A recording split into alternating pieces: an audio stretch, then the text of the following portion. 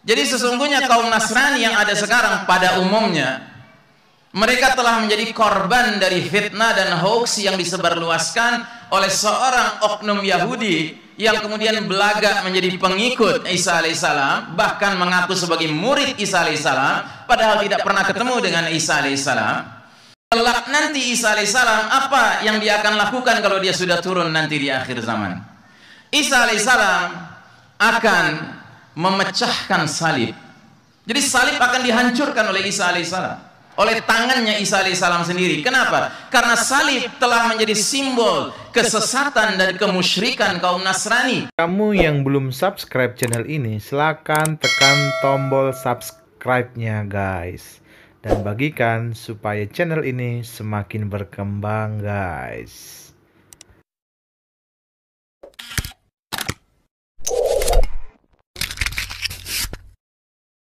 Halo guys, kali ini saya ingin membahas tentang Ustadz Ihsan Tanjung yang mengatakan bahwa Isa atau Yesus akan datang untuk menghancurkan salib. Benarkah demikian? Mari kita saksikan bersama cuplikan videonya. Lalu kenapa Isa alaihissalam harus turun kembali?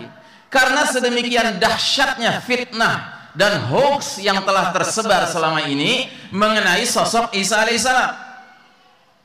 Jadi sesungguhnya kaum Nasrani yang ada sekarang pada umumnya, mereka telah menjadi korban dari fitnah dan hoax yang disebarluaskan oleh seorang oknum Yahudi yang kemudian belagak menjadi pengikut Isa alaihissalam, bahkan mengaku sebagai murid Isa alaihissalam, padahal tidak pernah ketemu dengan Isa alaihissalam. Di mana sosok ini bernama Paulus. Paulus inilah yang pertama kali mengkreasi, mengarang sebuah ajaran yang namanya Trinitas. Dalam bagian pertama ini, Ustadz Ihsan Tanjung jelas mengatakan bahwa kaum Nasrani telah menjadi korban hoax dan fitnah yang disebarkan oleh Paulus. Lalu pertanyaannya sekarang, benarkah pernyataan dari Ustadz ini? Tanggapan saya yang pertama, orang Kristen tidak hanya membaca dan mempercayai bagian yang ditulis oleh Paulus dalam Alkitab saja, namun semua dan keseluruhan di dalam Alkitab dari Kejadian sampai Wahyu. Yang kedua, Paulus menjadi kambing hitam bagi mereka. Hanya lucu, menurut saya, karena seolah-olah iman kekristenan itu harus sesuai dengan apa yang kitab atau Al-Quran mereka katakan. Kan ini pemaksaan dan ini juga lucu sekali. Yang ketiga, mengenai hoax atau fitnah yang katanya disebarkan oleh Paulus juga nggak tepat. Sebab iman kekristenan tidak bertumpu atau berdasar pada pengajaran Paulus saja, melainkan keseluruhan Alkitab itu sendiri.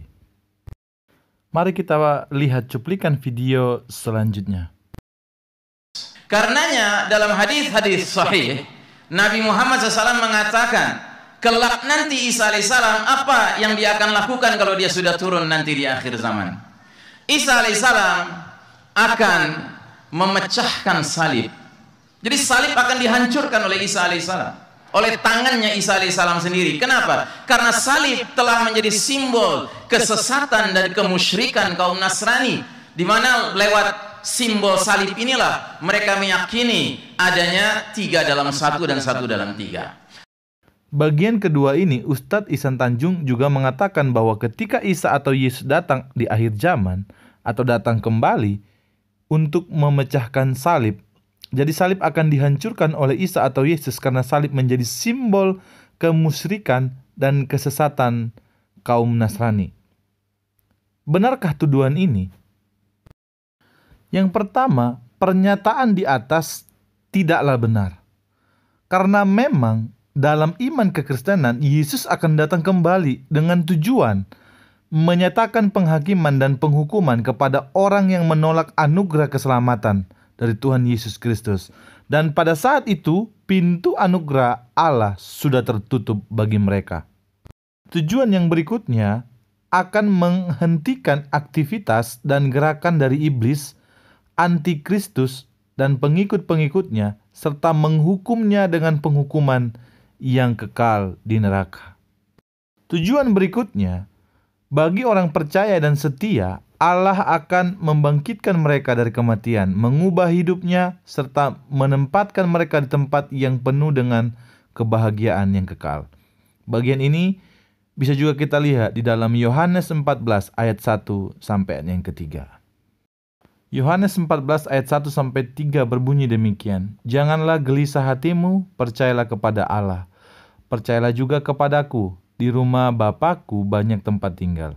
Jika tidak demikian, tentu aku mengatakannya kepadamu. Sebab aku pergi ke situ untuk menyediakan tempat bagimu. Dan apabila aku telah pergi ke situ dan telah menyediakan tempat bagimu, aku akan datang kembali dan membawa kamu ke tempatku, supaya di tempat di mana aku berada, kamu pun berada. Yang kedua, bagi orang percaya, salib adalah simbol di mana Yesus mati di salib untuk menebus manusia dari dosa. Ini bentuk kasih Allah kepada manusia ciptaannya. Jadi bukan simbol kemusyrikan atau kesesatan. Jadi pernyataan ini adalah pernyataan yang keliru dari Ustadz Ihsan Tanjung itu sendiri. Saya rasa sampai di sini dulu video kali ini. Tuhan Yesus memberkati kita sekalian. Shalom.